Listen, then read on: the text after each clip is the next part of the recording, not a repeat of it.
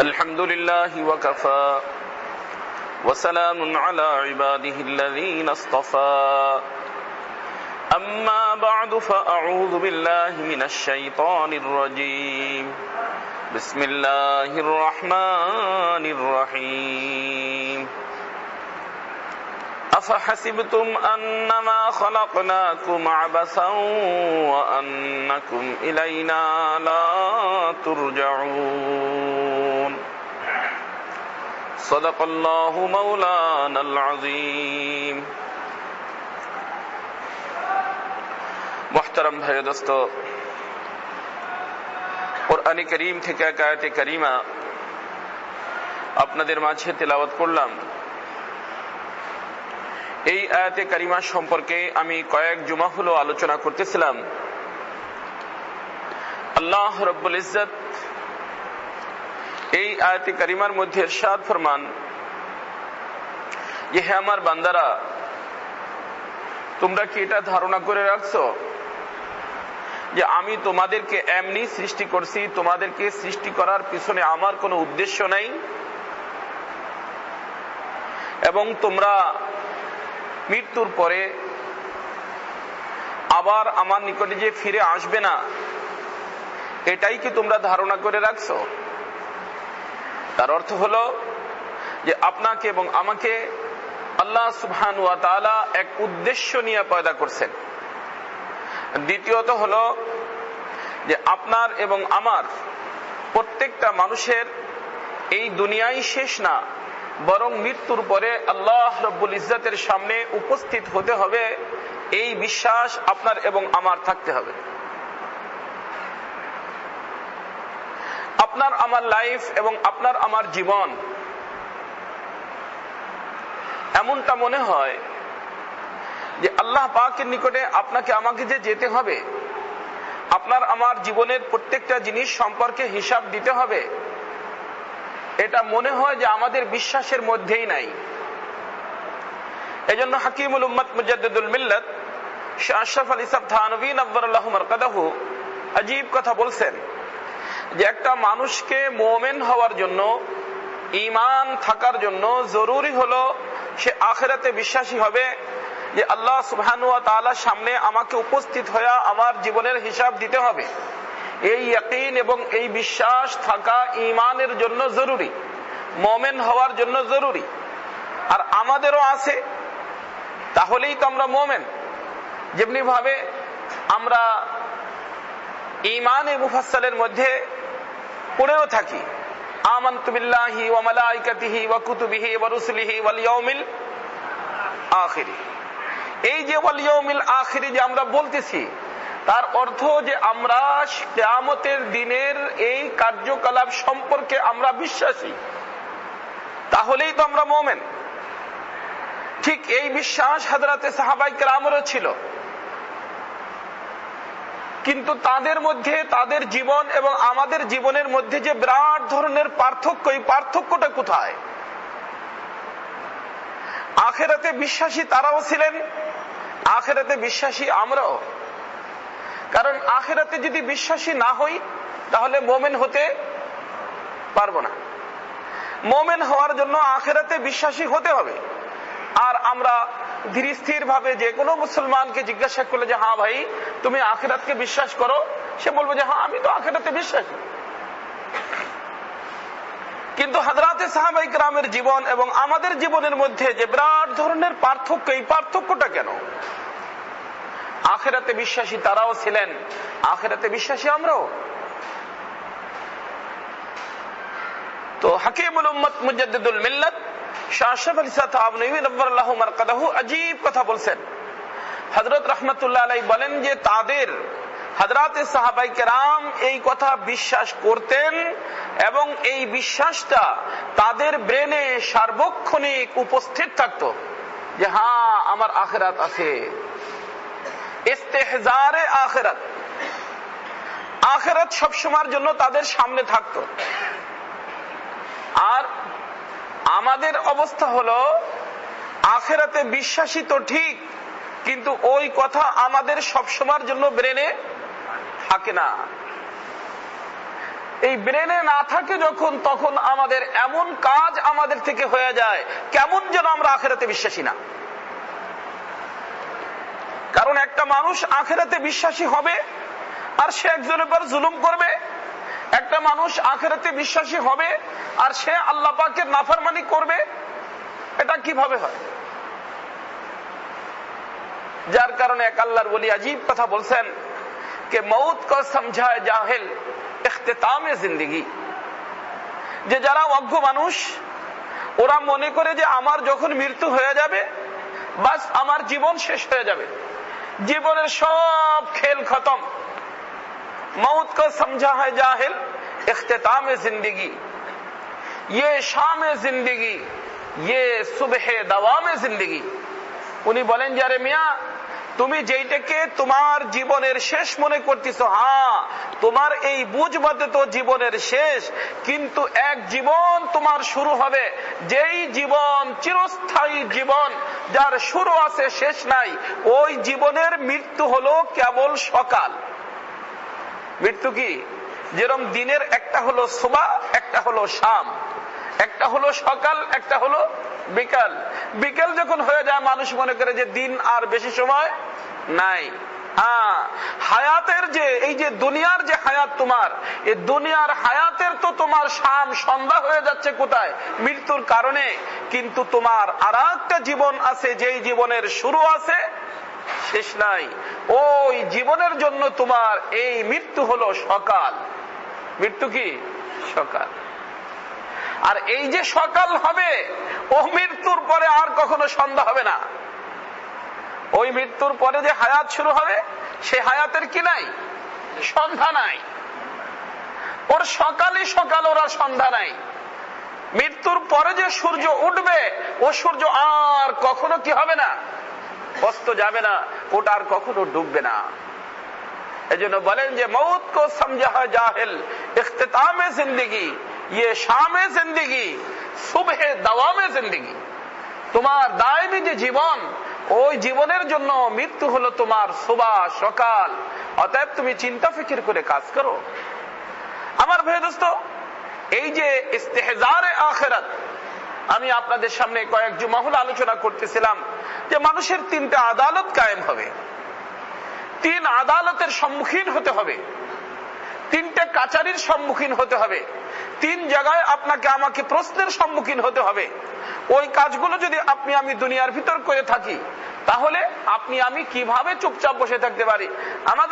আমাদের হযরত মাওলানা শাহ মোহাম্মদ আহমদ সাহেব রহমাতুল্লাহ আলাইহি বলতেন, किसी को काल ने मारा किसी को हाल ने मारा अरे मुझे तो फिक्रे माल ने मारा। হযরত একেবারে দুবলা পাতলা মানুষ ছিলেন। মানুষ জিজ্ঞেস করতে, হযরত ব্যাপারটা কি, এত দুর্বল কেন? হযরত বলতেন যে আরে ভাই, এক একজন এক এক চিন্তার ভিতর আছে, আমি তো এক চিন্তার ভিতর আছি যে হায় আমার আখিরাতে কি উপায় হবে। আমাদের হাকিমুল উম্মত মুজাদ্দিদুল মিল্লাত আশরাফ আলী সাহেব থানভী নব্বরুল্লাহু বারাকাতুহু বলতেন যে বাস আমি তো এক ফিকিরে আছি যে হায় আমার মাল কি হবে, আমার আখিরাত কি হবে, না জানে কিয়ামত के दिन আশরাফ আলী का क्या हाल होगा। আমি এক চিন্তা সব সময়ের জন্য টেনশনে আছি যে হায় কিয়ামত के दिन আশরাফ আলীর কি উপায় হবে। তো আমার ভাই দোস্ত, বিষয়টা হলো যে ইস্তেহজারে আখিরাত, এই যে আখিরাতের চিন্তা, আখিরাতের ফিকির সব সময়ের জন্য দিলের ভিতরে থাকা, এইটা হলো সিদ্দিকের আলামত। সিদ্দিকের আলামত। আমি আপনাদেরকে সিদ্দিক কাকে বলে সে ব্যাপারে আলোচনা করছি। এই জন্য আমার দাদা পীর শাহ আব্দুল গনি ফুলপুরি রহমাতুল্লাহ আলাইহি আমাদের হাকিমুল উম্মত মুজাদ্দিদুল মিল্লাত আশরাফ আলী সাহেব থানভী নব্বরুল্লাহু মারকাদাহুর নিকটে চিঠি লিখছেন, যার ভিতরে লিখছেন যে হযরত ওয়ালা मैं जब दुनिया की जमीन पर चलता हूँ तो मुझे ऐसा महसूस होता है कि मैं जन्नत की जमीन पे चल रहा हूँ। हजरत वाला আমি যখন এই দুনিয়ার জমিনের ভিতর দিয়ে চলাফেরা করি, আমার মনে হয় যে আমি জান্নাতের জমিনের ভিতর, জান্নাতের মাটিতে চলাফেরা করতেছি। হযরত ওয়ালা রাহমাতুল্লাহ আলাইহি চিঠি পড়ার পরে মুজাদ্দিদ জামানা বলছেন যে শাহ আব্দুল গনি ফুলপুরি इस जमाना के सिद्दीकीन में से है, যে শাহ আব্দুল গনি ফুলপুরি এই যুগের সিদ্দিকদের মধ্যে। আমার ভাই দোস্ত, রাসূলুল্লাহর সোহবতের বরকতে, হযরতে সাহাবায়ে কেরামের সোহবতের বরকতে ওই যুগের মানুষ, সাধারণ পাবলিক, রাখাল পর্যন্ত সিদ্দিকের মাকামে তারা ফায়েজ থাকতো। সিদ্দিকের মাকাম। আজ আল্লাহ ওয়ালাদের সোহবতের অভাবে ভালো ভালো মানুষ দেখতে বড় বড় মানুষ মনে হয়, তারাও এমন কাজ তাদের থেকে সংগঠিত হয়ে যায়, মনে হয় যে তাদের সামনে আখিরাত বলতে কিছুই নাই। 10 বার 12 বার হজ করার তৌফিক হয়েছে, প্রতি বছর উমরা করার তৌফিক হয়েছে, মানুষের টাকা পয়সা খেয়ে বসে রয়েছে। মনে হয় না যে ও আখিরাতে বিশ্বাসী। আমি আপনাদেরকে ঘটনা শুনেছি, হযরত ওমর ফারুক রাদিয়াল্লাহু তাআলা আনহুর ঘটনা। ওই যে রাখাল ব্যক্তিকে যখন সে বলছিল, কি বলছিলেন যে মিয়া তোমার একটা ছাগল আমার হাতে বিক্রি করে দাও, হ্যাঁ ঘটনা মনে আছে না? ছাগল বিক্রি করে দাও, তাতে তোমারও লাভ হবে আমারও লাভ হবে। তোমার তো লাভ হবে তুমি টাকা পেয়ে যাবা, আমার লাভ হবে আমি দুধ খেয়ে নিব, আর ছাগলটা সাথে করে নিয়ে চলে যাব, পথে দুধ খাওয়ার সুযোগ হবে। রাখাল ব্যক্তি কিছু সময় চুপচাপ থেকে বলছিল, সে বুদ্ধিও তো শিখে দিয়েছিলেন না ওমর রাদিয়াল্লাহু তাআলা আনহু, পরীক্ষা নেওয়ার জন্য, যে তুমি তোমার মালিককে বলবে যে হে মালিক, আমি পেশাব করতে গিয়েছিলাম, ওই সময় হঠাৎ করে বাঘ এসে একটা ছাগল নিয়ে গেছে। আর আরব দেশের এলাকার মধ্যে এই ধরনের ঘটনা অহরহ ঘটে থাকে, এতে তোমার মালিক তোমাকে অবিশ্বাস করবে না, এইভাবে তোমার টাকা আসবে আর আমার সমস্যার সমাধান হয়ে যাবে। কিন্তু কি বলছিলেন ওই রাখাল? বলছিল ইয়া ইবনাল মালিক আইন আল্লাহ, ইয়া ইবনাল মালিক আইন আল্লাহ। হে শাহজাদা, তুমি আমার দুনিয়ার মালিককে বুঝানোর জন্য তো বুদ্ধি দিলা, তাকে তো আমি বুঝাই দেব, তার চোখে ধুলা দেওয়া সম্ভব, কিন্তু ওই মালিকই তো আসল মালিক না। ওই মালিকেরও একজন মালিক আছে, ওই মালিকেরও একজন কি আছে? মালিক আছে, আল্লাহ সুবহানাহু ওয়া তাআলা। আমি যখন আল্লাহ সুবহানাহু ওয়া তাআলার দরবারে উপস্থিত হব, তখন আল্লাহকে কি দিয়া বুঝাবো, ওই বুদ্ধিও তো তুমি আমাকে দিয়ে দাও। যেই দিন আমার হাতের উপরে, যেই দিন আমার হাতে কথা বলবে, যেই দিন আমার পায়ে কথা বলবে, যেই দিন আমার অঙ্গ প্রত্যঙ্গ কথা বলবে, যেই দিন আমার মুখের উপরে মোহর লাগাই দেওয়া হবে, ওই দিন আমার কি উপায় হবে সেই কথাও তুমি আমাকে বলে দাও। এই যে ওমর ইবনে আব্দুল আজিজ সাহেব রাহমাতুল্লাহি আলাইহি, ওনার নানি এই হযরত ওমর ফারুক রাদিয়াল্লাহু তাআলা আনহুর এক ছেলের খানদানের থেকে, ওই খানদানের থেকে প্রথম মুজাদ্দিদ পয়দা হয়েছে ওমর ইবনে আব্দুল আজিজ সাহেব রাহমাতুল্লাহি আলাইহি। এমন এক মেয়ে, এক বিধবা মহিলার মেয়ের থেকে, এই বিধবা মহিলার মেয়ের সাথে যে হযরত ওমর রাদিয়াল্লাহু তাআলা আনহু কিতাবের ভিতরে আসছে যে ওনার ছেলের বিবাহ করাইছিলেন, কিসের কারণে? এক কথার কারণে। ঘটনা আমি আপনাদের সামনে আগে আলোচনা করছি, লম্বা ঘটনা বলবো না, কারণ আমি এক হাদিসের উপর আলোচনা করতে যাচ্ছি, কয়েক সপ্তাহ হলো আলোচনা হয় না। যে ওই মেয়েকে যখন মা বলছিল যে মা আজকে ছাগলের দুধ কম হয়েছে, দুধে পানি দেওয়া দাও, মেয়ে বলছিল যে আম্মা পানি দেওয়া যাবে না, আমিরুল মুমিনিন হযরত ওমর ফারুক রাদিয়াল্লাহু তাআলা আনহু নিষেধ করেছেন পানি দিতে। মা কি বলছিলেন যে ওমর কি ঘরের পিছনে দাঁড়ায় আছে যে এত ভয় পাচ্ছ? সত্যি ওমর রাদিয়াল্লাহু তাআলা আনহু ওই রাত্রে ওই সময় ঘুরতেছিলেন, ওই সময় ওই ঘরের পিছনেই দাঁড়াছিলেন, ঘরের পিছনেই দাঁড়াছিলেন। কিন্তু মেয়ের চোখে পানি চলে আসছে। মেয়ে বলছে যে মা, ওমর রাদিয়াল্লাহু তাআলা আনহু যদিও ঘরের পিছনে দাঁড়ায় রয়নি, কিন্তু ওমর যা কিছু বলেন হয়তো রাসূলের কথা বলেন অথবা আল্লাহর কথা বলেন, আর রাসূল যা কিছু বলেন আল্লাহর কথা বলেন। ওমর যদিও দেখতেছে না, কিন্তু আল্লাহ সুবহানাহু ওয়া তাআলা এই পানি দেওয়ার কাজকে দেখবেন, অতএব আল্লাহর সামনে আল্লাহর এই নাফরমানি আমার হাতে করা আমার দ্বারা সম্ভব না।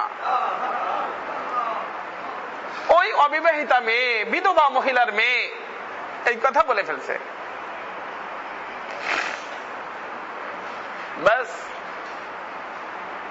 ওমর রাদিয়াল্লাহু তাআলা আনহু বুঝছেন যে মেয়ের ভিতরে দিন আছে, মেয়ের ভিতরে কি আছে? দিন আছে। আর ছেলেকে যদি বিবাহ করাইতে হয় দিনদার দেখতে হয়, মেয়েকে যদি বিবাহ করাইতে হয় দিন দেখতে হয়। আমার ছেলে বিবাহের উপযুক্ত হয়ে গেছে, একটা দিনদার মেয়ে দরকার, আল্লাহ পাকের মেহেরবানি, আল্লাহ পাক দিনদার মেয়ে মিলাই দিচ্ছেন। বাসায় গিয়ে লোকজন পাঠাইছে যে যাও অমুক ঘরের থেকে বিধবা মহিলা আছে তার মেয়েকে সহ নিয়ে আসো। আনার পরে ওই মহিলার সাথে কথাবার্তা বলছেন, ওই মেয়ের সাথে নিজের ছেলেকে বিবাহ করা দিয়েছেন। ওই মেয়ের ঘরেই আল্লাহ পাক ওমর ইবনে আব্দুল আজিজ সাহেব রহমতুল্লাহ আলাইকে আল্লাহ পাক দুনিয়ার ভিতর পাঠাইছেন। আমার ভাই দোস্ত, একটা হলো আখিরাতে বিশ্বাসী হওয়া, আর একটা হলো যে এই বিশ্বাস সবসময়ের জন্য উপস্থিত থাকা। আল্লাহ পাক বলেন, আফা হাসিবতুম আন্নামা খালাকনাকুম আবাসা ওয়া আন্নাকুম ইলাইনা লা তুরজাউন। এটা কি বুঝে রাখছো যে তোমরা আমার নিকটে আসবে না?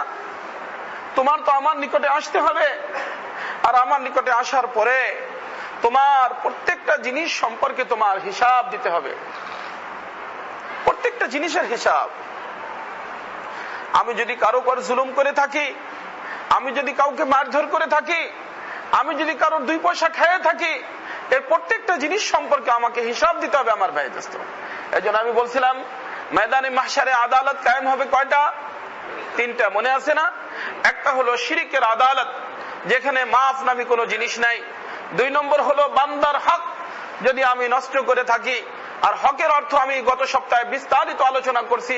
হকের অর্থ শুধু টাকা না, হকের অর্থ হলো যে কাউকে কোনো গালি দেয়া, কোনো কটু কথা বলা, যতটুক যে রাগ শোনার উপযুক্ত ছিল তার থেকে বেশি রাগ করে দেওয়া।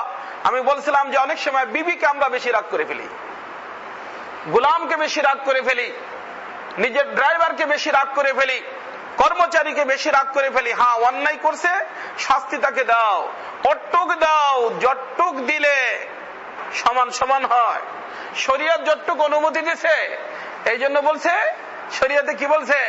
শাস্তি দাও, যদি মাফ করে দাও তাহলে কি ভালো, যদি মাফ করে দাও। কারণ দিতে গিয়ে যদি বেশি হয়ে যায়, দিতে গেছো শাস্তি জায়েজ তো আছে, কিন্তু দিতে গিয়ে যদি বেশি হয়ে যায় তাহলে তো তুমি জালেম হয়ে গেলা, জালেম।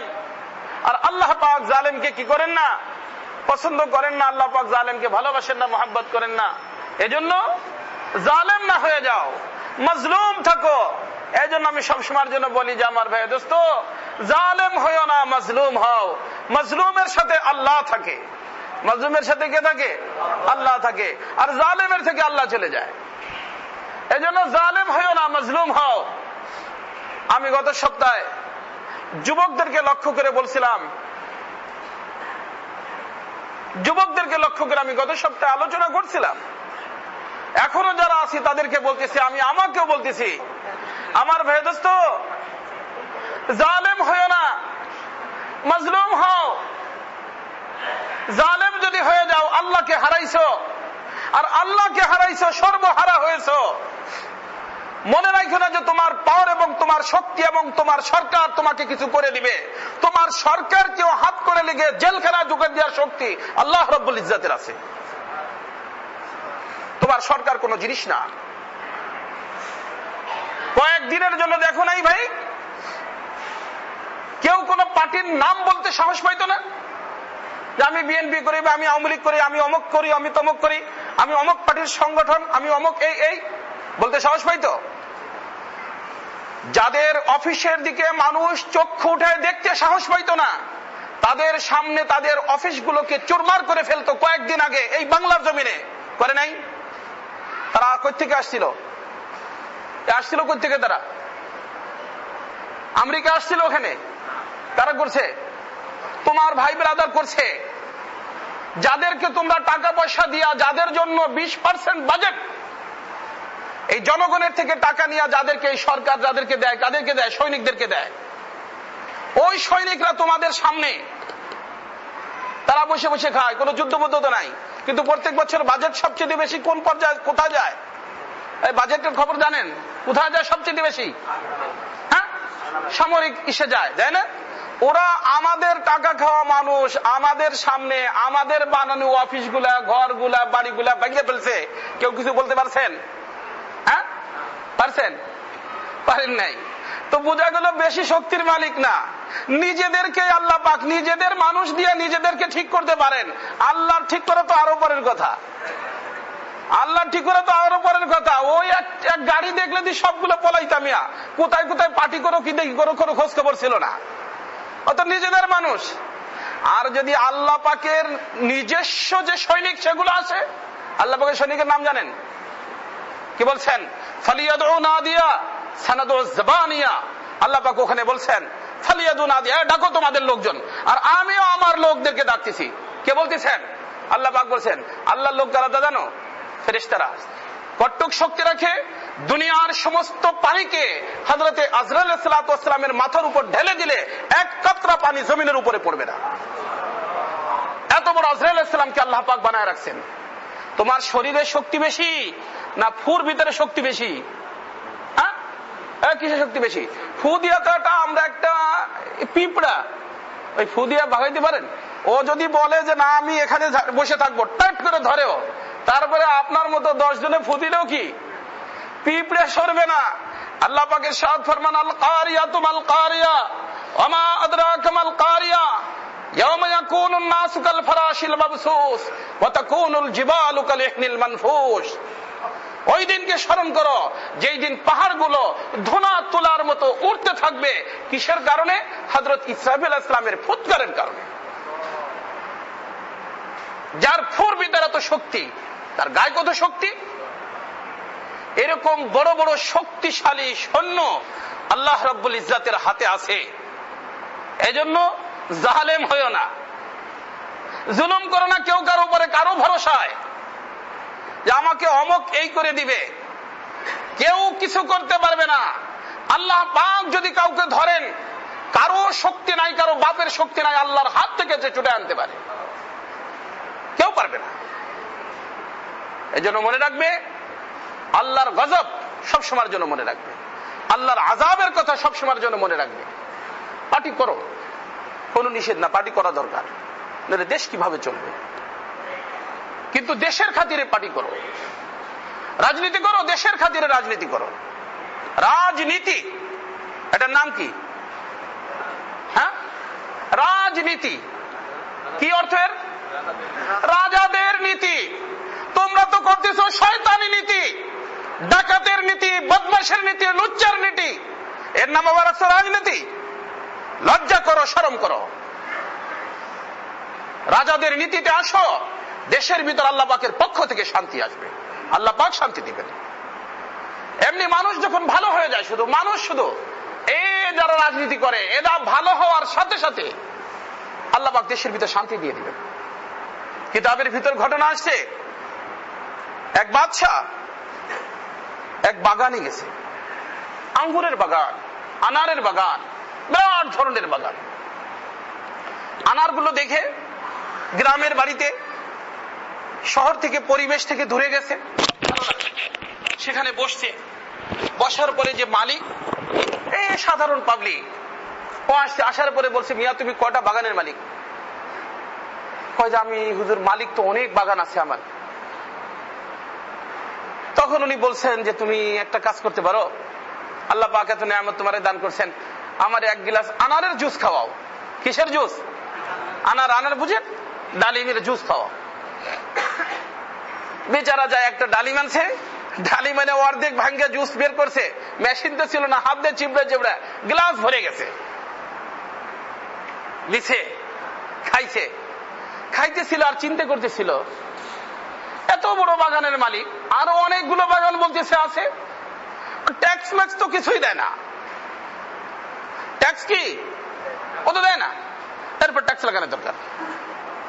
এরপর কি লাগানোর দরকার? ট্যাক্স লাগানোর দরকার। জুস খাইতেছে আর বাদশা মনে মনে প্ল্যানিং করতেছে, এর উপরে কি লাগানোর দরকার? ট্যাক্স লাগানোর দরকার। এই গ্লাস না খাইয়া বলছে আর একটা আনার আনো, আর এক গ্লাস খাওয়াও।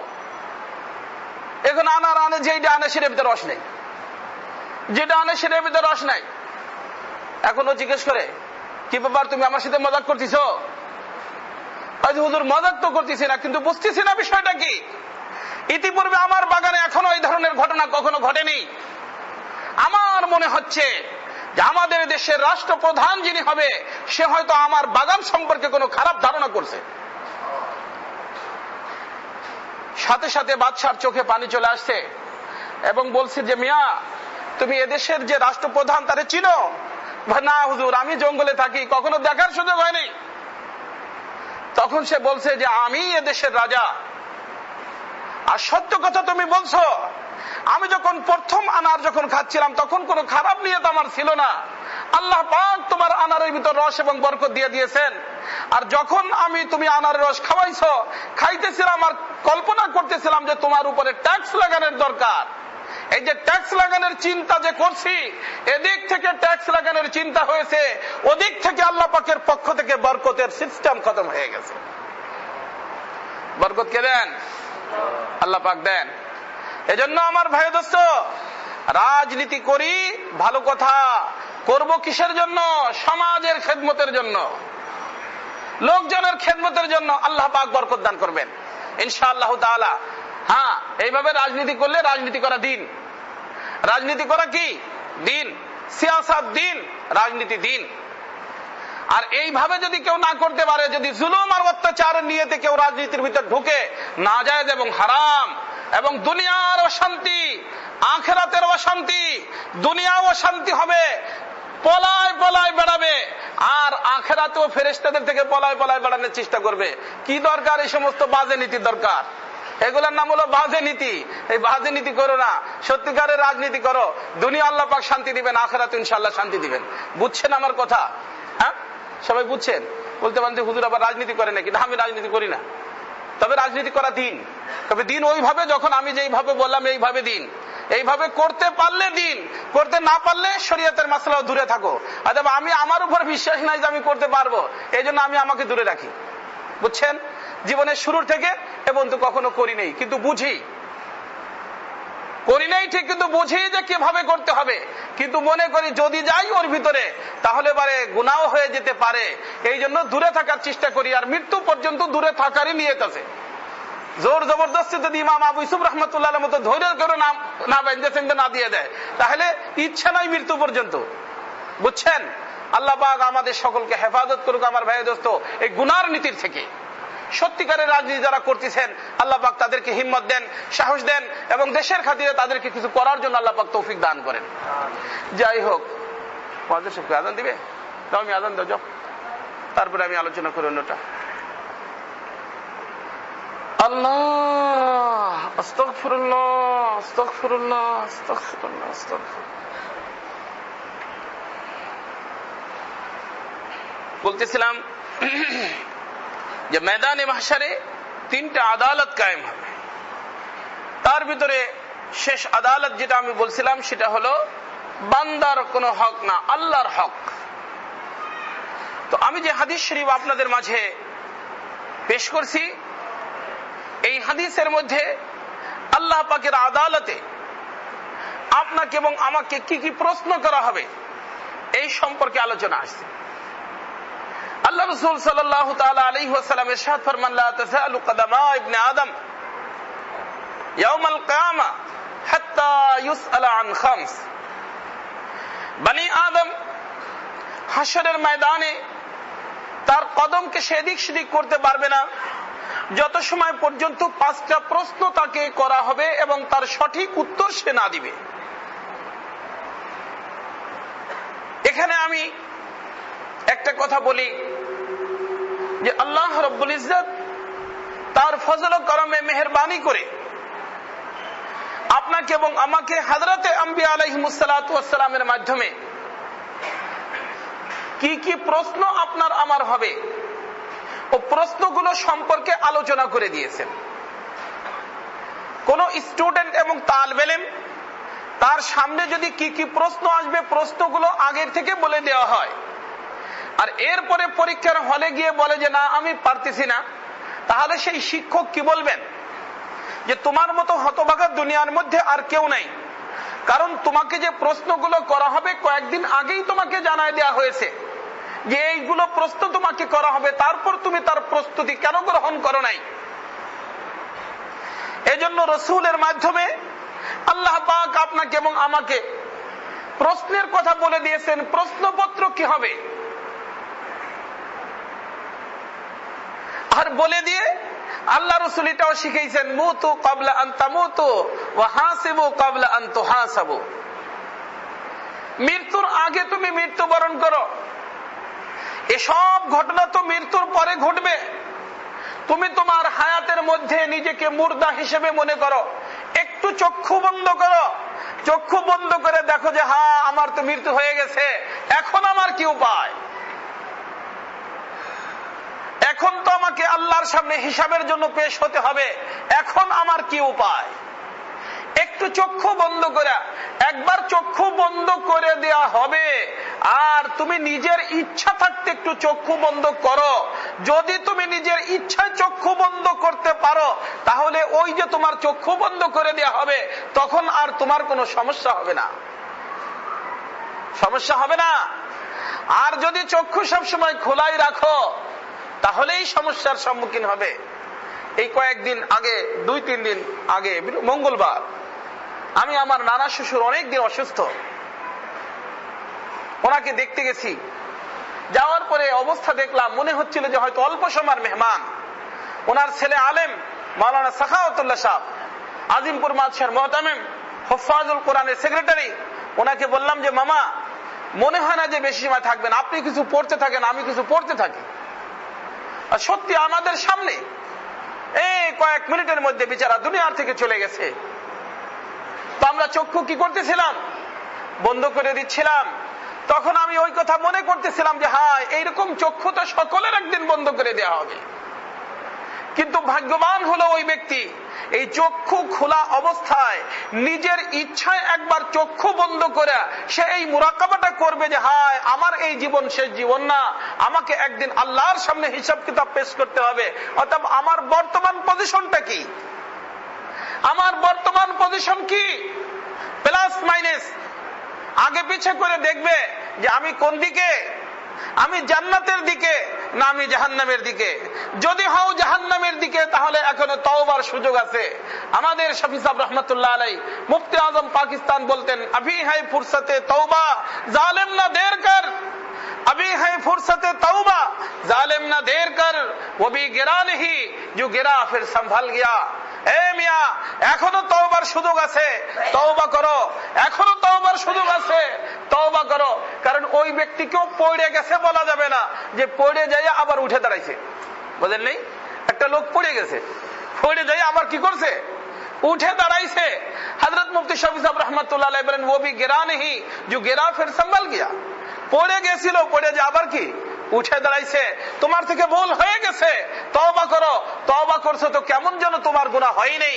আত-তাইবু মিনাজ যামবি কামান লা যামবা লাহু, যে ব্যক্তি গুনাহ থেকে তওবা করে সে এমন হয়ে যায় কেমন যেন তার কোনো গুনাহই নাই। এজন্য আমার ভাই দোস্ত, মৃত্যুর আগে মরতে হবে। হিসাব কিতাবের জন্য আল্লাহর সামনে উপস্থিত হওয়ার আগে নিজের জীবনের হিসাব কিতাব চুকাইতে হবে।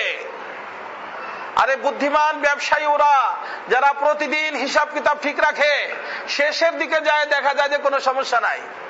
আর যারা চলতেছে চলতেছে কি হইতেছে কোনো খোঁজ খবর নাই, শেষের দিকে যায় দেখে যে হায়, আব্বা তো 10 লাখ টাকা দিয়ে দিছিল, এই তো 10 লাখ টাকা, আমি ধরো মার্কেটে 10 লক্ষ টাকার থেকে কত বেশি খেয়ে গেছি, ঋণী হয়ে গেছি।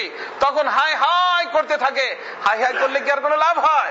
বাপে 2টা থাপ্পড় লাগায়, বাড়ির থেকে বের করে দিতে চায়। কিন্তু আল্লাহ পাক বের করে কোথায় দিবেন? আল্লাহ পাক বলছেন, ফানফুযু মিন আকতারিস সামাওয়াতি ওয়াল আরজ, হে জালেমরা বের হয়ে যাও আমার আসমান এবং জমিনের এরিয়ার থেকে, আমার এরিয়ার ভিতর থাকার তুমি উপযুক্ত না। কিন্তু আল্লাহ পাক বলছেন, লা তানফুযু ইল্লা বিসুলতান। আরে পাগল, যাবি কোথায় তুই? যেখানে যাবি ওখানে আমার রাজত্ব, যেখানে যাবি ওখানে কার রাজত্ব? আমার রাজত্ব। অর্থাৎ খামাখা এদিক সেদিক দৌড়াদৌড়ি না করে আমার এখানেই থাক, আমার হয়ে থাক। বুঝছেন আল্লাহ পাক কত বড় মেহেরবান। আমি যখন আয়াত পড়ি আমার কাছে এমন আজীব লাগে যে আল্লাহ পাক কত বড় মেহেরবান। অনেক সময় বাপ মাই বলে না, যা আমার বাড়ি থেকে বের হয়ে যা, তারপরে বলে যে বেয়াকুব মার্কা, গেলে সামনে গেলে তোমার লাগাবে 2টা, ঠিক হয়ে যাবা, ওদিকে যাইও না, এখানেই থাকো, আমার হয়ে থাকো। আল্লাহ পাক বলেন, যাবি তো কোথায় যাবি? যেখানে যাবি ওখানে কার হুকুমত? আমারই রাজত্ব, আমার হুকুমত। কোথাও যায় শান্তি পাবি না, এখানেই থাক, শান্তিতে থাক। কিন্তু থাকবি কখন? যখন আমার হয়ে থাকবি। বুঝছেন আমার ভাই? এই জন্য হিসাব কিতাব করতে রাজি আছি না ইনশাআল্লাহ? হযরতে ইমাম গজালি রহমতুল্লাহ আলাইহি, ইমাম গজালি রহমতুল্লাহ আলাইহি বলছেন হিসাব কিতাবের কথা। এই বাচ্চা কথা বলো না, হিসাব কিতাবের কথা। হযরত ইমাম গজালি রহমতুল্লাহ আলাইহি বলছেন যে ভোরে যখন আমি উঠব, ভোরে ওঠার পরে আমি আমার নফসের সাথে মুআহাদা করব। কি করব? মুআহাদা। মুআহাদা মানে কথাবার্তা বলবো। এই শোনো, নফসের বলতে হবে, এই মিয়া শুনেন, এই কথা বলা শিখাইতেছি, ভালো করে কথা বলবেন নফসের সাথে। খালি তো কথা বলতে শিখছেন খালি না জায়েজ ভাবে। বর্তমানে যুবকদেরকে পাগল করে ফেলতেছে। যুবকরা বর্তমানে পাগলের মতো ছুটতেছে, পাগল, আর জীবনকে ধ্বংস এবং বরবাদ করতেছে। এই যে এখানে আপনারা যারা আছেন, কথাটা তো শুনে লজ্জার কথা, তারপরে আমি বলতেছি, এই যে আপনাদের এই যে যারা একটু বয়স্ক মানুষ আছেন তারা আমারে খালি বলবেন, এই যে সমস্ত ওয়ালের ভিতরে বর্তমানে যে কাগজ একখান লাগানো দেখতেছেন, যেদিকে যাই সেদিকেই দেখি যৌন দুর্বলতা, 7 দিনে উপশম, এই হবেন না সেই হবেন না, এই যে কাগজ একখান লাগাইতেছে বর্তমানে সমস্ত হাকিমরা, কবিরাজরা। হ্যাঁ, এরকম কাগজ আগে লাগানো ছিল? একেবারে সত্যি আল্লাহর ঘরে বসে সত্যি কথা বলেন তো, ছিল এরকম লাগানো? ছিল না। এর দরকারই হইতো না, এর প্রয়োজনই ছিল না। কারণ প্রত্যেকটা যুবকের যৌবন মাহফুজ থাকতো, হেফাজত থাকতো। প্রত্যেকটা যৌবনের যৌবন কাল হেফাজত থাকতো, ওটা নষ্ট হইতো না। যার কারণে এই ধরনের কমপ্লেনও আসতো না। লক্ষের ভিতর একজনের কমপ্লেন আসতো, সেটা কোনো শারীরিক দুর্বলতার কারণে। কিন্তু আজ 95% ছেলেদের থেকে এই একই কমপ্লেন বিবাহের পরে স্ত্রীর উপযুক্ত না। আপনি কি চিন্তা করছেন যে এই ধ্বংস এবং বরবাদি কিসের কারণে আসছে? আরে চিন্তা করেন না কেন? এগুলা চিন্তা করা দরকার। এই ধ্বংস এবং বরবাদি কিসের কারণে আসছে? আরে কাগজ কেন, 100 কাগজ যদি তুমি বাইটে খাওয়াও, ওই যে আমি আল্লাহ তাআলা মাফ করুক, আমাদের কারার সাহেব ছিলেন এক ব্যক্তি, কারার সাহেব, আমার হযরত ওয়ালা দামাত বরকাতুহুমের ওখানে থাকতেন। হযরত ওয়ালা হারদুইর মুজাহিদে সোহবত ছিলেন, বড় আল্লাহওয়ালা ছিলেন, কিন্তু অত্যন্ত রসিকতা জানতেন। হযরত ওয়ালা হারদুই ওনার সামনে গেলে হাসতেন, এমন আমি হাসতে হাসতে দেখছি হযরতের পেট হালতেছে, এরকম ভাবে উনি হাসাইতেন, প্রত্যেক কথা হাসাইতেন। উনি এক ঘটনা বলছেন, বর্তমান বিশ্বের মধ্যে এই যুবকদেরকে স্ত্রীর উপযুক্ত বানানোর জন্য ক্যাপসুল বানানো হয়েছে। আমি ওই বুচ্ছানার ভিতরে আমার এক বন্ধু আছে মোহাম্মদ আলী, সেই মেডিসিন বিক্রি করে, ঔষধ বিক্রি করে, ঔষধের দোকান, ফার্মেসি। লাইন ধরে রয়েছে এরকম মানুষ, পুরুষরা লাইন ধরে 100 জনের 150 জনের লাইন, মাথাটা এরকম নিচের দিক দিয়ে লাইনে দাঁড়ায়। জানেন এই ওষুধ যারা কিনতে যায়, এই কবিরাজের কাছে, হাকিমের কাছে যায়, মুখ ঢাইকে যায় যে কেউ দেখতেছে তো না। আরে মিয়া দেখতেছে না, মাথা নিচু তুমি করছো খবিস। তোমার মাথা তো নিচু হওয়ার জন্য না, তোমার মাথা নিচু তুমি করছো, আল্লাহর নাফরমানি করে করে মাথাকে নিচু করছো। যৌবনকে খতম করে দিয়েছো তুমি টেডিদের পিছনে, লেডিদের পিছনে। আজকে হালাল ভাবে যখন তোমাকে স্ত্রী দিছে, এখন তার জন্য তোমার মাথা নিচু করে হাকিমের কাছে যাইতেছো। হাকিম সাহেব কোন ওষুধপত্র আছে? খবিস কোথাকার। কেন তোমার জীবনকে তুমি নষ্ট করছো? লাইন ধরে আমি দেখছি। আমি মোহাম্মদ আলী এত বড় লাইন, কিসের লাইন? সবগুলো মাথা নিচে দিয়া, কালো বাগালো, কালো বড় বড় হাট্টা কাটা মুস্টান্ডা। হ্যাঁ, কিন্তু লাইনে দাঁড়াইছে। জিজ্ঞেস করলাম এটা কিসের লাইন? কয়ে মুফতি সাহেব ও ক্যাপসুল লেটে কে লাইন হ্যাঁ, পয়সা দে, যা দেয় কাগজের ভিতর করে লই হাঁটা দেয়। অর্থাৎ এটা জিজ্ঞাসা করে না এটা কি বা কেন, টাকা কেন, কি লজ্জার কথা তো। ওর জন্য আবার জিজ্ঞাসাবাদ করার সুযোগ আছে নাকি? নিচের দিকে মাথা করে, বুঝছেন? এ যুবকদের মাথাকে নিচু করে দিচ্ছে, আমাদের মুসলমান সমাজের মাথাকে নিচু করে দিচ্ছে। সব জায়গায় কাগজ লাগানো, 7 দিনে উপশম। চিন্তা করেন না আমাদের সাথে দেখা করবেন? আরে মিয়া তোমার মতো শত হাকিম দেখাইও কুকুরের ল্যাসকে মাজার সাথে বাইন দেওয়া, এগুলো আমার নিকটে এসে কান্নাকাটি করে, প্রত্যেকদিন 10-12টা কান্নাকাটি করে পুরুষরা, আর 10-15 জন মহিলার টেলিফোন কমসে কম প্রত্যেকদিন ঘরের ভিতর আসতে থাকে যে স্বামী উপযুক্ত না। এসব কিসের কারণে হচ্ছে? এই বেপরদিগির কারণে হচ্ছে। ছেলেদের মেয়েদের একসাথে চলাফেরার কারণে। মেয়েরা স্কুলে চলে যাচ্ছে, ওই স্কুল থেকে পার্কে চলে যাচ্ছে, এক রিক্সার ভিতরে বসে বসে একটা ছেলে একটা মেয়ে পার্কের ভিতরে। কি দেখি হইতেছে মুসলমান স্টেটের মধ্যে। এই যে বেপরদিগি, কখনো চিন্তা করছি শুরু থেকে হলো ইহুদিরা এগুলো করে দিয়েছে। ইহুদিদের প্ল্যানিং, আমাদেরকে ধ্বংস এবং বরবাদ করার লাইন করে দিচ্ছে ইহুদিরা। এই জন্য এই বেপরদিগি ছাড়া দরকার। মেয়েদের সাথে কথাবার্তা যুবকরা বলবে না। আরে শোনো, ভালো করে বুঝো ভাই, ভালো করে বুঝো, একটা ঘির একেবারে ঠান্ডার কারণে শক্ত হয়ে রয়েছে, ওরে যদি আগুনের কাছে নিয়ে দেওয়া হয়, ওই ঘির টিন আগুনের কাছে রাখা হয়, আর ঘি যদি বলে যে না না না না আমি একেবারে পিওর ঘি, আমার নরম হওয়ার কোনো প্রশ্নই আসে না, আগুনে কে করতে পারবে আমারে, এটা কি কথা ঠিক? ও যদি ঘি হয়, ও কি হয়ে যাবে? নরম হয়ে যাবে, গলে যাবে। মুসল্লি যত বড়ই হন, যত বড়ই সুফি সাহেব হন, আল্লাহ পাক সৃষ্টিগতভাবে মহিলা এবং পুরুষদের রাখছেই এমন, মহিলার নিকট পুরুষ গেলে গরম হবে, মহিলা যদি পুরুষের নিকট যায় গরম হবে। এটা কে রাখছেন? আল্লাহ পাক রাখছেন। তো আপনার ভিতরে যে জিনিস আছে, ওটা যদি ধীর গতিতে নরম হইতে থাকে, নরম হইতে হইতে এমনি ভাবে বের হয়ে চলে যাবে। বের হওয়ার জন্য কিছু করতে হবে না, লিকুইড হয়ে যাবে, বের হয়ে চলে যাবে। মনি যেটা মাদ্দায়ে তাওলিদ, আল্লাহ পাক অত্যন্ত শক্ত জিনিস, এর কারণে ইনসান পয়দা হয়, মানুষ পয়দা হয়। ও যখন মেয়েদের সংস্রবে বারবার থাকতে থাকবে, থাকার কারণে ও লিকুইড হয়ে যাবে, নরম হয়ে যাবে, স্বল্প সময়ের ভিতর বীর্যপাত হয়ে যাবে। এরপরে ধীর গতিতে তাও কিছু দরকার হবে না, এমনি পেশাবের সাথে বের হইতে থাকবে। তারপরে হাকিম 100 যদি বাইটে খাওয়ায় তোমাকে, তাহলে তুমি স্ত্রীর উপযুক্ত থাকবা না। অতএব এই যে জীবনকে নষ্ট করার আগে এখনো তওবার সুযোগ আছে, তওবা করো খালিস দিলে। তুমি যদি মাথা উঁচু করে রাখতে চাও, মাথার উপরে কাপড় দিয়ে হাকিমের ঘরের ভিতর ঢুকতে না চাও, এখন থেকে আল্লাহ পাকের নাফরমানি ছাড়ো। এই সত্য কথা বলতেছি। বুঝে আসলে খুব ভালো, জিন্দেগি শান্তিতে থাকবে, আর বুঝে না আসলে অশান্তি হবে। সমাজ শান্তির দায় দায়িত্ব তোমাদের উপরে, আমাদের উপরে না। সত্য কথা বলা দরকার, তাই বলে দিচ্ছি। ফ্রি মাইন্ডে আমরা সবকিছু করি, ফ্রি মাইন্ড মন কিছু নাই, ফ্রি মাইন্ড টাইম কিছু নাই। আল্লাহ পাকের হুকুম, আল্লাহ পাকের হুকুম। আল্লাহ পাক বলছেন, কুল্লিল মুমিনিনা ইয়াগুযযু মিন আবসারিহিম ওয়া ইয়াহফাযু ফুরুজাহুম ওয়া কুল্লিল মুমিনাতি ইয়াগযুযনা মিন আবসারিহিন্না ওয়া ইয়াহফাযনা ফুরুজাহুন্না। পুরুষ তোমার সামনে কোনো মহিলা আসছে, খবরদার তোমার দৃষ্টিকে নিচু করে ফেলো। মহিলাকে আল্লাহ পাক বলছেন যে হে মহিলা, তোমার সামনে কোনো অপর পুরুষ আসছে, সাথে সাথে তোমার দৃষ্টিকে নিচু করে ফেলো।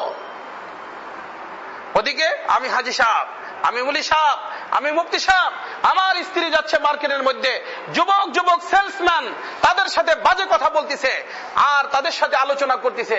আর এরপরে আমি বলছি না, আমি বিরাট দিনদার বুজুর্গ আল্লাহওয়ালা, লা হাওলা ওয়ালা কুওয়াতা ইল্লা বিল্লাহ। বেপরদিগি আম হওয়ার কারণে এই সমস্ত কবিরাজ বাড়তিছে, এই সমস্ত ঔষধ বাড়তিছে, কিন্তু ঔষধ বাইরে কোনো লাভ নাই। আমি বলতেছিলাম কারার সাহেবের কথা, কারার সাহেব উনি বলছেন যে এক লোক ওরকম ক্যাপসুল একটা নিছে, ক্যাপসুল একটা খাইছে, খাওয়ার পরে উনি উনার ভাষায় বলতেছিলেন যে ক্যাপসুল খাওয়ার সাথে সাথেই ভিতর থেকে উত্তর আসছে যে জনাব আমি দুঃখিত, আপনার ভিতরে আমি যে শক্তি প্রয়োগ করব এই যোগ্যতাই নাই। सॉरी मैं माजरत खा हूं, आपके अंदर ये सलाहियत मौजूद नहीं है। আপনার জীবনটা নষ্ট করতে করতে এমন করছেন যে আমি ক্যাপসুল এসে যে আপনারা কিছু করে দিব, এই করার শক্তি আমার নাই। ওই যোগ্যতাই আপনি কি করে ফেলছেন? হারায় ফেলছেন। আর যুবকরা ওই যোগ্যতা হারায় ফেলতেছে। বিবাহের কথা শুনলেই এখন সাথে সাথে এদিক সেদিক দৌড়াদৌড়ি করে, ছুটাছুটি করে। আর আমি এখন কেন ছুটাছুটি করো? এখন ছুটাছুটি করে কোনো লাভ নাই। যে সময় করা দরকার ছিল সে সময় করো নাই। এজন্য আমার ভাই দোস্ত, মুরব্বীদেরকেও বলতেছি আওলাদদেরকে হেফাজত করার চিন্তা করবেন। যুবকদেরকে বলতেছি তোমাদের জীবনেরকে তোমরা হেফাজত করার চেষ্টা করো। দুনিয়া আল্লাহ পাক শান্তি দিবেন, আখিরাতেও শান্তি হবে। দুনিয়া ইজ্জতের জীবন হবে, আখিরাতে ইজ্জতের জীবন হবে। কোন সময় মাথার উপরে কাপড় দিয়ে হাকিমের নিকট যাওয়া লাগবে না ইনশাআল্লাহ তাআলা, যদি আমার কথা মনে থাকে। আমি বলছিলাম আবি হে ফুরসতে তওবা জালিম না দের কর। এখনো তওবার সুযোগ আছে, এখনো তওবার সুযোগ আছে। তওবা করি, তওবা করার বরকতে আল্লাহ পাক আপনাকে এবং আমাকে কি করেন? আল্লাহ রাসূল বলেন আত-তাইবু মিনাজ যামবি কামান লা যামবা লাহু। যে ব্যক্তি তওবা করে সে এমন হয়ে যায় কেমন যেন তার জীবনে কোনো গুনাহ হয়নি। আমার ভাই দোস্ত, আমি বলছিলাম আল্লাহ পাকের দরবারে, আল্লাহ পাকের মেহেরবানিতে আল্লাহ পাক আপনাকে এবং আমাকে রসুলের মাধ্যমে জানায় দিয়েছেন প্রশ্ন হবে কয়টা? ময়দানে মাহশারে 5টা। হাসরের ময়দান কায়েম হবে একদিনে। কিন্তু আমরা তো আদম আলাইহিস সালাম থেকে মানুষ মরা শুরু করছে না? আদম আলাইহিস সালাম থেকে মরা শুরু হয়েছে, আর শেষ পর্যন্ত মরবে। এর পরেও সব মানুষ মরে যাওয়ার পরেও অনেক দিন পরে যে কিয়ামত সংঘটিত হবে। তো এই যে একটা লম্বা টাইম আপনাকে এবং আমাকে থাকতে হবে কবরের জগতে। কোথায় থাকতে হবে? কবর। এখন আপনি বলতে পারেন যে হুজুর আমাদের অনেক মানুষে তো বাগে খেয়ে ফেলায়, অনেক মানুষে আবার পানিতে পড়ে মরে যায়, এই যে লঞ্চ ডুবে মরে গেছে, বুঝলেন নাই? তাদের তো আবার কবর নাই। তো এইটাকে বলা হয় আলমে বারজাখ। মৃত্যুর পরের যে জগৎটা, এই জগৎটার নাম হলো বারজাখি জীবন, বারজাখি হায়াত।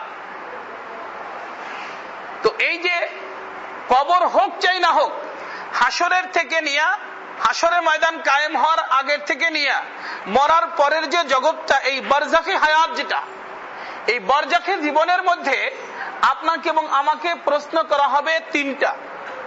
কয়টা প্রশ্ন করা হবে? 3টা।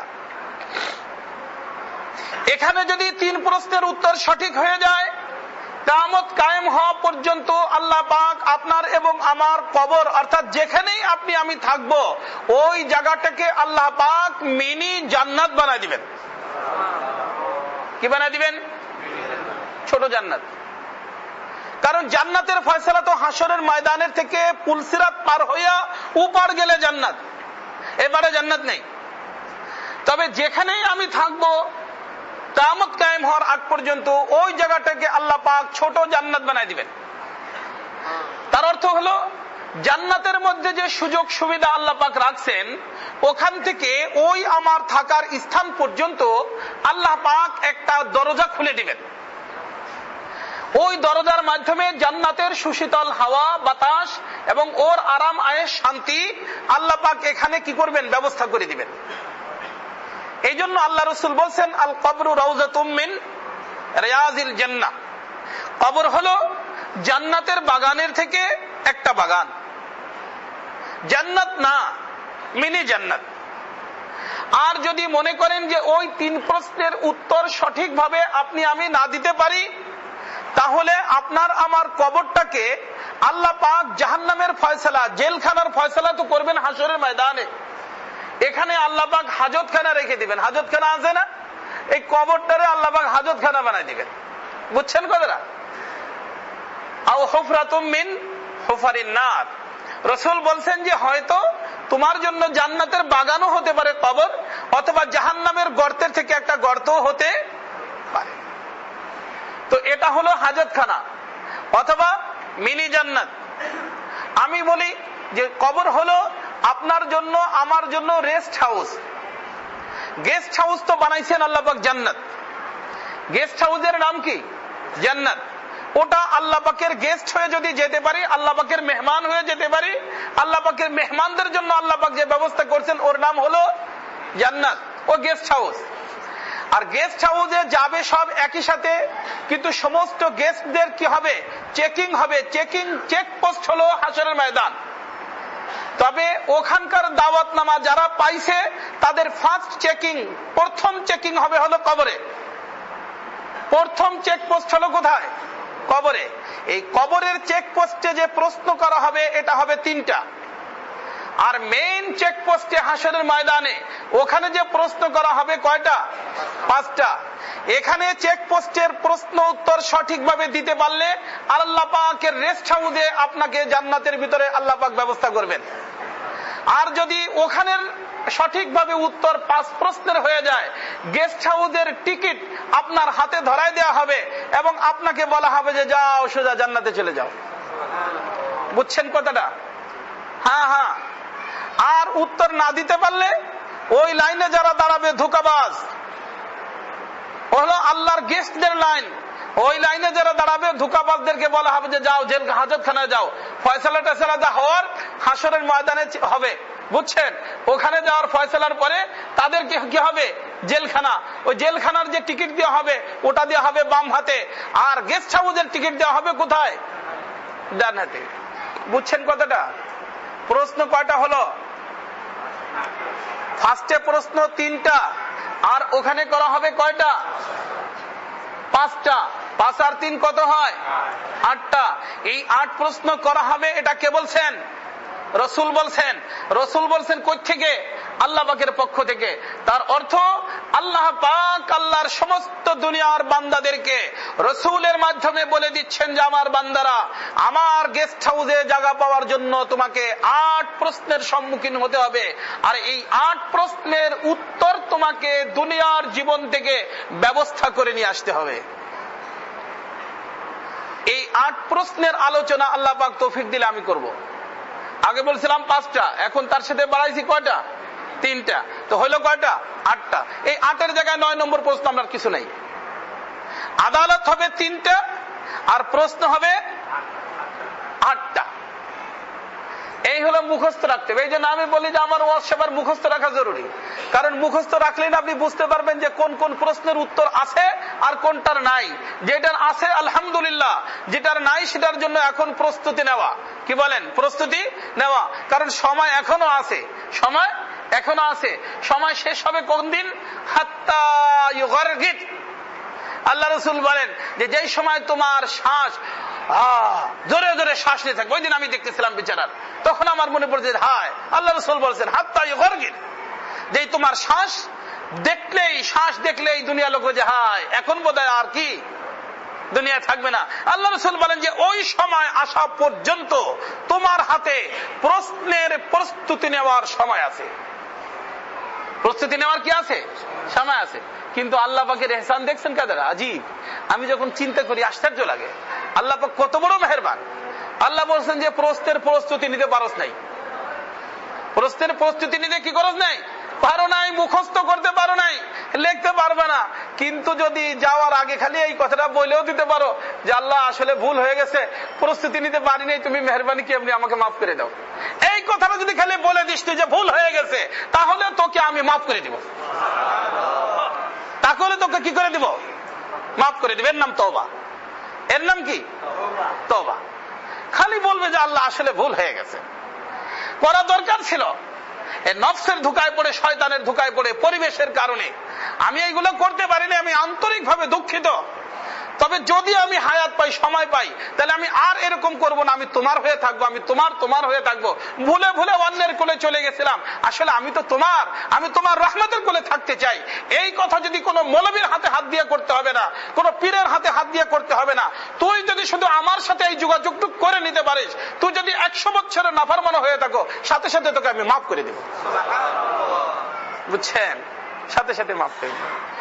পীরে চঙ্গি কায়বওয়াদ খাসে খুদা হাব্বাদা এ জন্নতে পেন্না হাব্বাদা। আরিফ রুমি রহমতুল্লাহ আলাইহি আজীব এক ঘটনা বলছেন। মদিনা পাকের মধ্যে এক ব্যক্তি ছিল, অত্যন্ত সুন্দর গলা আল্লাহ পাক দান করছিলেন। অনেকে থাকে না গলা ভালো। ওই যে কয়েকদিন আগে একটা ইহুদিরা চক্রান্ত বানাইছে বর্তমান আমাদের দেশের মধ্যে, ইয়েস কার্ড কি দেয়? ইয়েস কার্ড দেয়। আমাদের ঘরের যুবতী মেয়েদেরকে ঈমান হারা করার জন্য এই সমস্ত প্ল্যানিং চলতেছে। আর তার ভিতর আবার প্রদর্শনীর জন্য আমরা হাজী সাহেবরাও নিজেদের মেয়েদেরকে পাঠাই দেই। যদি স্কার্ট মিলে যায় তাহলে তো ভাগ্য খুলে গেল, তোরেও টিভিতে দেখা যাবে, আমারও তোর সাথে সাক্ষাৎকার দিবে যে অমুকের মেয়ে, আর ফলে বিদেশে যাওয়ার সুযোগ হবে তোর। লা হাওলা ওয়ালা কুওয়াতা ইল্লা বিল্লাহ। কোথায় গেল ঈমান? ঈমান কোথায় গেল? মুসলমানের মেয়েরা উলঙ্গ হয়ে ছবি বানাইতেছে কেন? যাতে করে ওখানে ইয়েস হয়ে যায়। ইয়েস কার্ড দিচ্ছে। ইহুদিদের চক্রান্ত গুলো, এর থেকে বাঁচা দরকার। ওই যে একটা ছেলে গাড়িতে গাড়িতে গান গেয়ে বেড়াইতো, হেডারে দেখেন না কত কিছু করে ফেলছে। এগুলো দুনিয়ার ভিতরে গানকে প্রচলন করার জন্য। হ্যাঁ, এই যুবকরা দেখো, ওই যে ওই অমুক ছেলে, তাহলে বোঝা গেল গরিব মানুষে গান গাইলো কি, গান গাইতে পারলে তারও দাম আছে, ওইটা বানাই দিছে। এগুলো চক্রান্ত। সব বোঝা দরকার, মুসলমানদের বোঝা দরকার। মুসলমানরা হুশ হন, হুশ হন, হুশ হন। এগুলো চক্রান্ত ইহুদিদের, আপনার আমার ঈমানকে নষ্ট করার জন্য, আপনাকে আমার ধ্বংস এবং বরবাদ করার জন্য। বুঝছেন?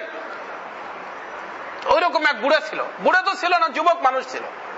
বর্তমানে তো চিন্তা করেন বিভিন্ন বাদ্যযন্ত্র আছে, ওই জমানায় তার বাদ্যযন্ত্র ছিল লাঠি, দুটা লাঠি, মানে লাঠি বাঁশ একখান ফাইড়ে, তো ওইটা দুইটা চটা হয়েছে না, এক পাশে বন্ধ, তো ওইটা দিয়ে এরকম টন টন দিত, আর কি করতো, ওর তালে তালে গান গাইতো।